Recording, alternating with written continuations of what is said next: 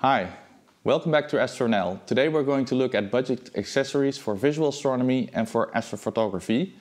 I'm going to split it up in two separate videos so you can choose and they don't become too lengthy. Just to let you know, I bought these items with my own money, so it's not a sponsored review or anything like that. It's just my views on the value of these items in relation to the price I paid for them. I'll put links to the items where I bought them in this description below.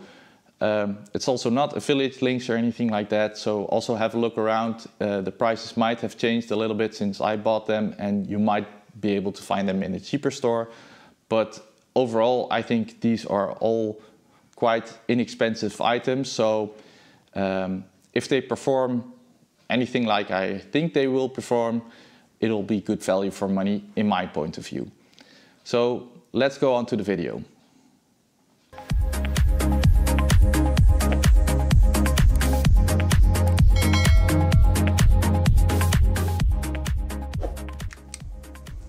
Okay, first up is the Caruba TM-SonyX all-metal Sony NEX T-mount.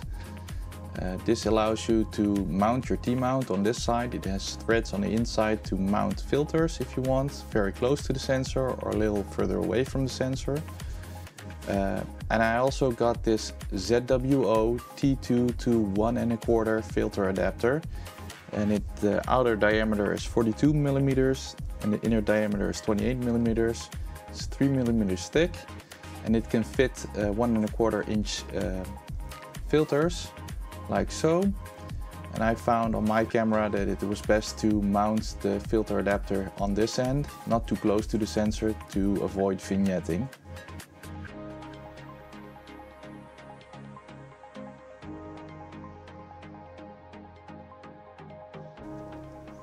Okay, next up is the Eysdon T2 adapter and extension tubes. So first up, the Eysdon 2-inch T2 adapter. It's again all metal with a M42 T-ring adapter on this side, and on the other side 2-inch filter threads to mount 2-inch filters. It has a good feel to it. Then we have the Eysdon extension tube kit. Again, all metal rings with various sizes going through 3, 5, 7, 10, 12, 15, 20 and 30 millimeters. And they all have threads so you can mount filters on them. And here you can see that I can adapt it or mount it to my T-mount adapter. So it can fit my Sony Alpha 6500. On top we can mount the T2 adapter. And then you have a really massive amount of extension. And that's not really necessary, but it's always nice to have these options so you can mount various cameras with different back focus focal lengths.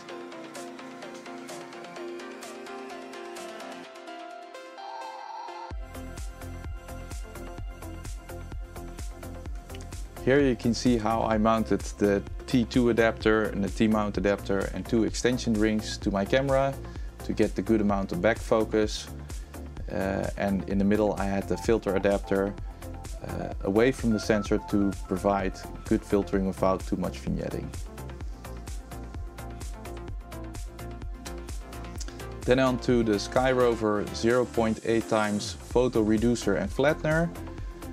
It has a plastic cap on one end and a metal cap on the other end. The piece has quite a nice weight to it, feels really quality. And it is a photo reducer and flattener for an 80mm APO. Here you can see the lens element.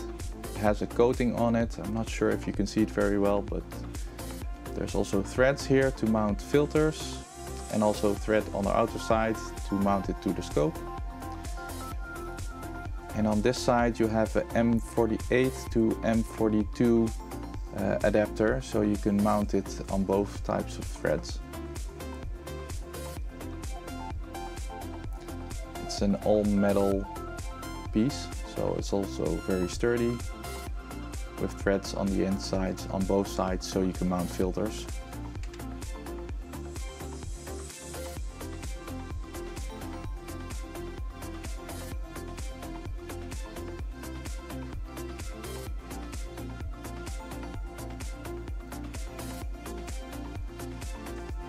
I'm not quite sure what the optics are like. I'll have to test it. It hasn't been great weather until now. So as soon as I have some examples, I will show them to you. But for now, it feels like a good piece, not too expensive.